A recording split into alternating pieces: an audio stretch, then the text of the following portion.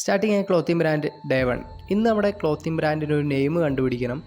ഒരു ബ്രാൻഡിന് നെയിം നൽകുമ്പോൾ നമ്മൾ വളരെയധികം ശ്രദ്ധിക്കണം. കാരണം നമ്മൾ കൊടുക്കുന്ന നെയിമിൽ നമ്മുടെ കമ്പനി മാത്രമേ അറിയപ്പെടാവൂ. അപ്പോൾ നമ്മൾ വളരെ യുണീക്ക് ആയിട്ടുള്ള ഒരു നെയിം തന്നെ കണ്ടുപിടിക്കേണ്ടതുണ്ട്. അപ്പോൾ അതിനായിട്ട് നമ്മൾ യൂസ് ചെയ്യുന്ന നെയിംലിക്സ് എന്ന വെബ്സൈറ്റാണ്.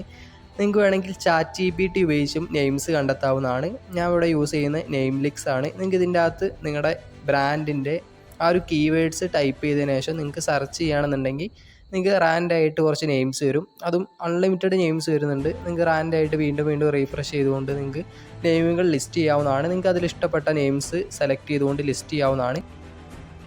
അടുത്തതായിട്ട് നമ്മൾ സെലക്ട് ചെയ്ത നെയിംസ് എല്ലാം നമ്മുടെ ഈ ഒരു വെബ്സൈറ്റിൻ്റെ അകത്ത് ചെന്ന് സെർച്ച് ചെയ്ത് നോക്കണം.